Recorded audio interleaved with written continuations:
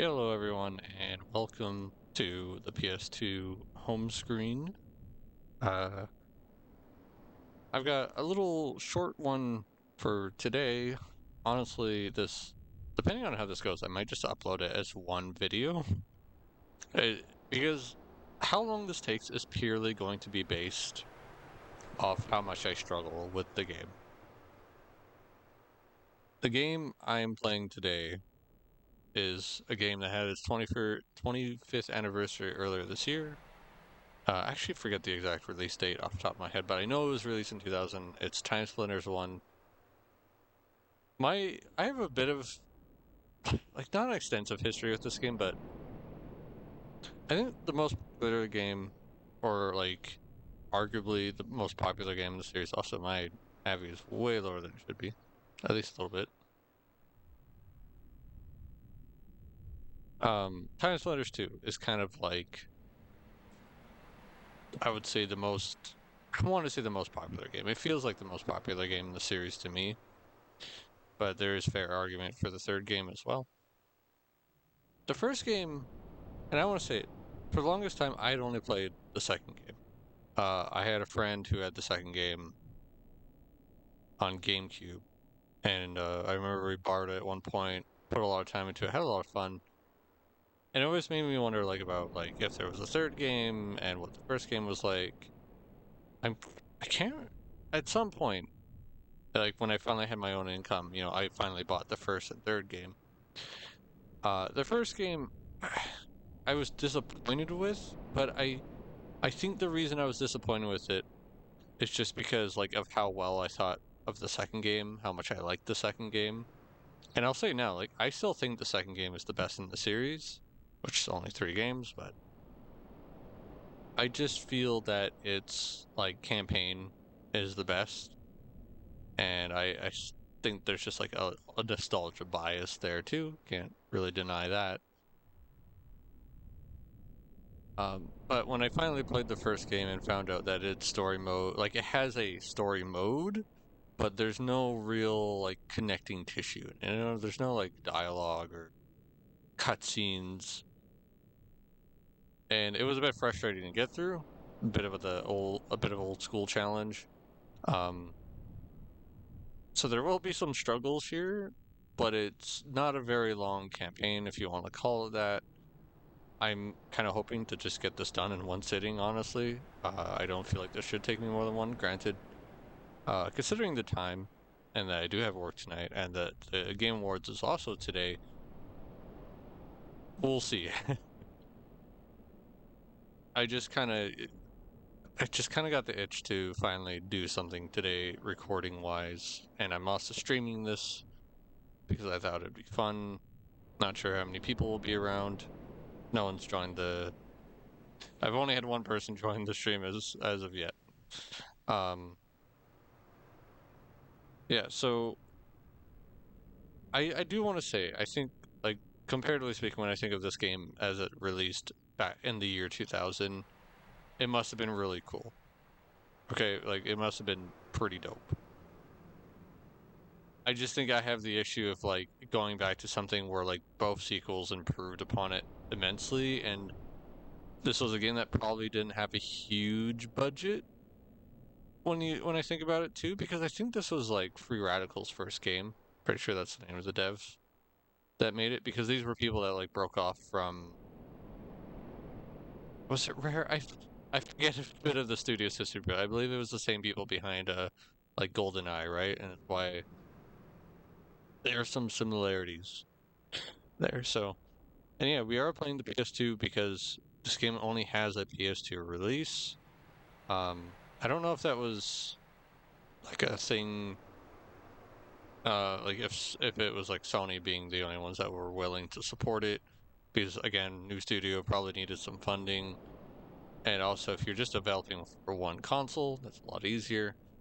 So because both the sequels were multi-platform, it also helps the fact that like because the PS2 released in 2000, about like a year earlier than the 360, the original Xbox and the GameCube. It's not like there was like really much else to put it on. Like you could say, okay, We could either make this game for like the PS1 and N64, which you're dealing with a bit of older hardware and whatnot, or we could make it for the PS2, and you get like the advantage of working with the next generation of hardware. You're right, you get that early start. So I get it there. And I probably should talk about this. I believe this is the first time I am debuting this model that I'm actually using. I've had it sitting for a while because I want to use it for Perfect Dark. That was like the original plan. But when I kind of felt like doing this first, because both this and Perfect Dark were games that turned 25 this year,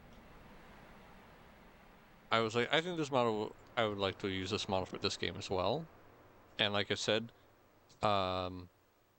this game is short, and I just kind of felt like tackling it first. I kind of just want to get out of the way. I don't know when I'll get to the sequels. I just want to get the first game out of the way. I would very much. It would be nice to replay the Timesplitters 2 again, because I do think very highly of that game. It would be fun to share it.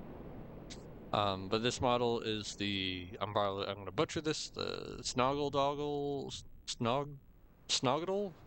I'm not sure on the pronunciation of it, but it's like, I think it's supposed to be like a fox-snake hybrid kind of thing. Which I like both, so that helps.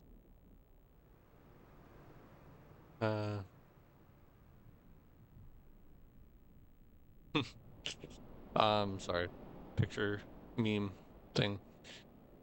The creator is Nicoreda, the same one that made the Protogen model I've used a lot. And yeah, I kind of feel like I may use them for use this model for like stealthy games and whatnot. We'll see. I'm not a huge stealthy game or stealth person in general, but I tend to use models like, what model I used is like dependent if I think it's kind of fitting in a sense. There is some degree of like character backstory there too, depending on like, because I have in my head, like, I'm terrible at actually getting to writing this stuff down, but in my head I do have that idea of like character backstories for some of my Sonas or characters. So in this game, Timespitters, we will be jumping around to different time periods, so I thought that would be nice. So I felt like this character would be like fitting for that, just because of my own headcanon, if you will. I'm worried that I'm getting too distracted here. Anyway, I want to say it is December 11th. It's 11 a.m. My head is blank. Yeah, the usual things. It's again, thank you to Nicoreda. They are the maker of this model. A thank you to Snowhusky, who did the VRM work for me and a bit of retexturing on this one. This one is mostly very similar to what one of the variances you can buy of it. And I thank you to Annie-Freeze, who does thumbnails for me. Be fun coming up one for this, and he'll get to draw something new. Anyway, yeah, I will have to go close the disc cover to get the game started up, and we will get this game underway.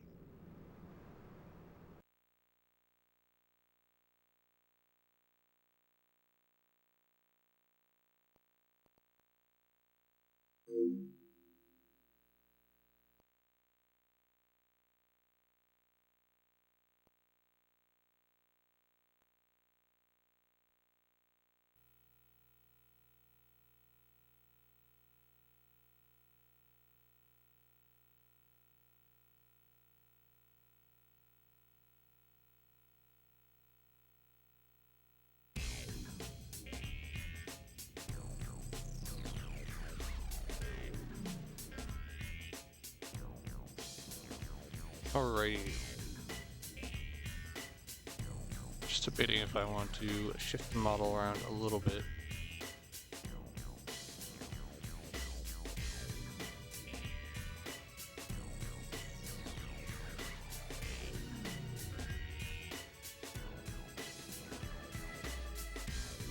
I will probably, I guess I could talk about it a little bit as we get into the game.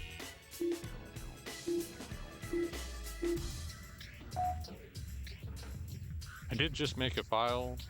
Be here. There we go. So yeah, you get story in arcade. This is just your multiplayer. It's not. I think you should unlock more stuff for this as you go. I'll just hit go here for a second. So you do have a number of characters, and I do appreciate the obviously kind of cartoony vibe they've gone for, and I think it worked well for the time, especially. Trying to do like really realistic models in 2000, I think it's just wouldn't have aged very well, you know. I think games that, especially in this time, took more artistic liberties can kind of age better than ones that tried to be like cutting edge. So my understanding is that a lot of these characters, I think some of these even returned. I think like this guy, Harry Tipper, I'm pretty sure he's in the second game. Pretty sure some of these returned in the second game. But as you will see as we get into the story mode, there isn't really much of a story. So I think we will, pretty sure there's more to unlock here, but they at least give the years.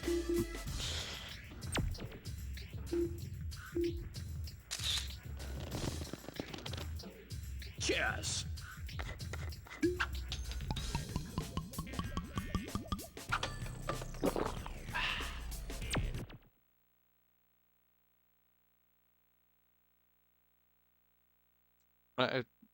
I was worried earlier when I was just giving the game a little test run, that I was worried that it actually froze on me, but I think the loading screens are just kind of long, and it doesn't help that they don't give any indicator if it's close to being done. I think of something like the original Halo, like Halo 1, Halo 2, did a lot of stuff to, you know, they had their fancy loading screens.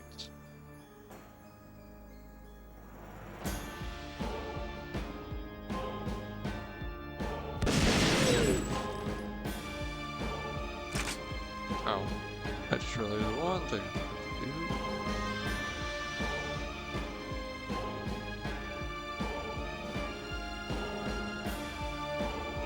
So I believe there's no jumping while my butt mashing. I'm just trying to check. Hopefully my mic is not picking up the audio. Triangle is reload, which is a little odd.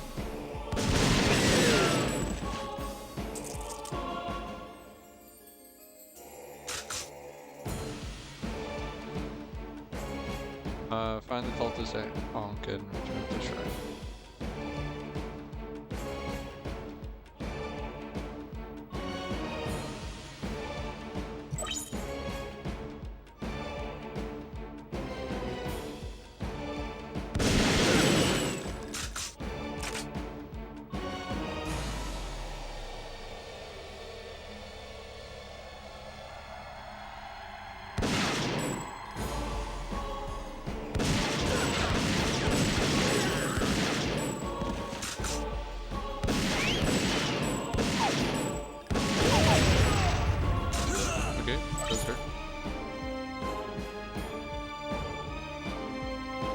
Kind of forgot that those explode.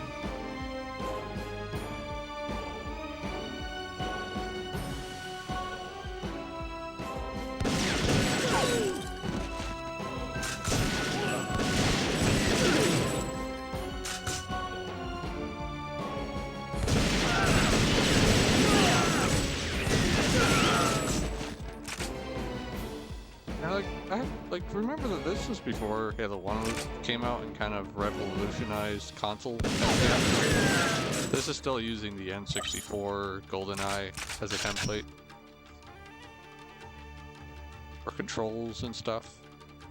You do have like the manual kind of aim, but it's like a lot of times I feel you'll kind of just use the auto aim. Bonk.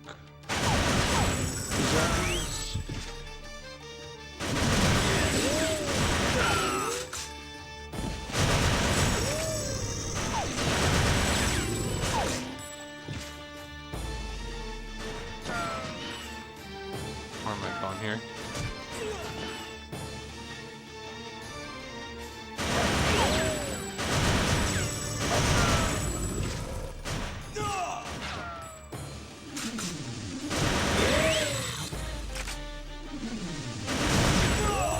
An onk.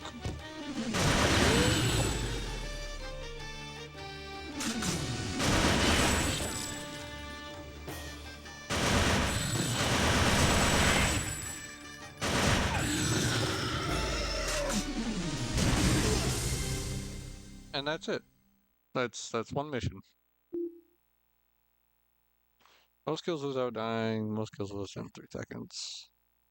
It's fun to see stuff like this, but this game, like, also does, even for its time, I would say, feel kind of low budget. And I can't really blame the developer when again, pretty sure this was their first game as a new team. I think the lack of, like, cutscenes and real new playable character available.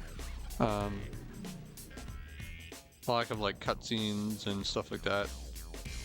Even first time, I know back in the 80s, like, story was essentially, in some cases, were even just told through the manual.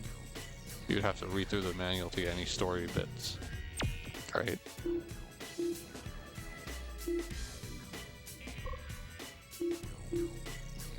I mean, I guess you could still be alive. Or actually, no. Was it? That's Captain Ash, okay. Oh, yeah.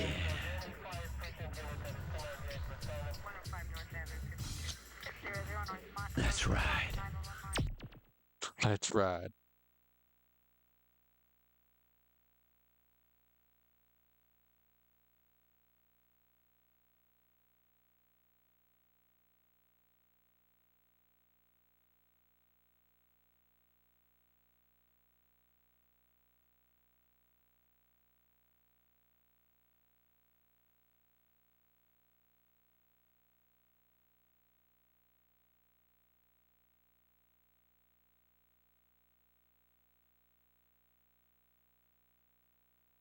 But even for its time, like, a little whack. At least we can hit the back button to get see the game's files as evidence and get back to the app.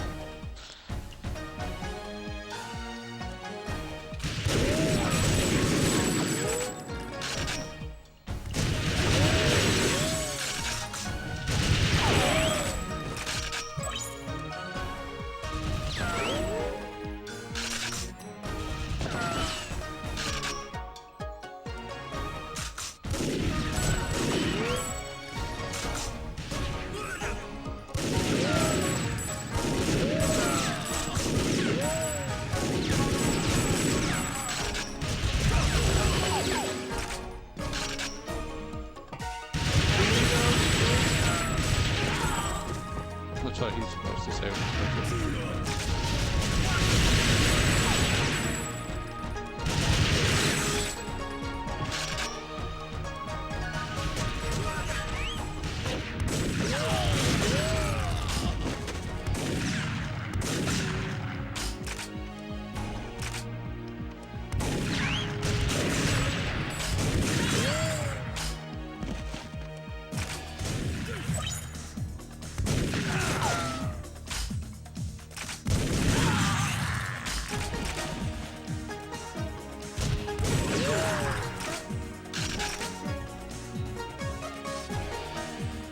Hell yeah. We love some dual wielding.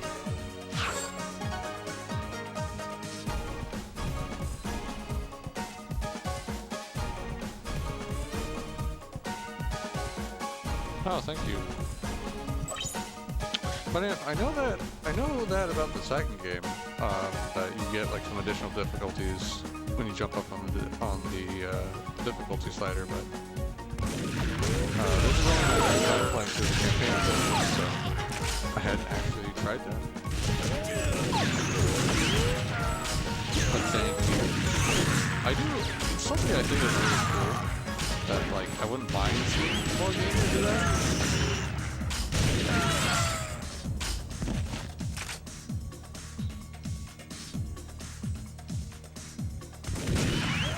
Just, oh, okay, he's coming after me.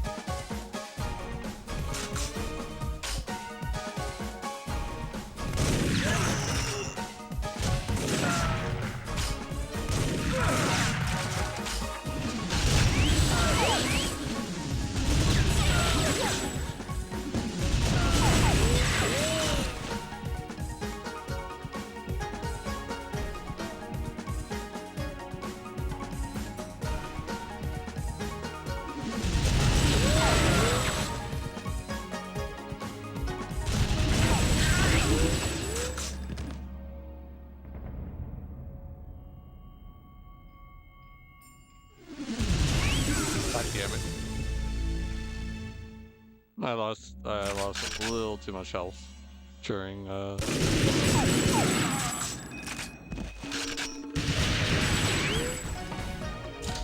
also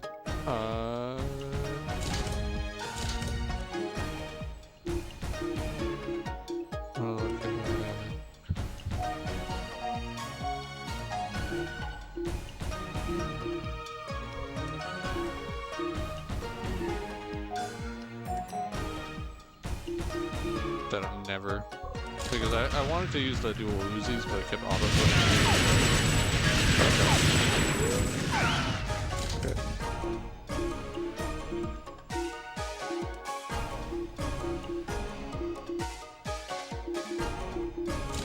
Oh man, they don't have a manual. I hold wars. I can't really my health.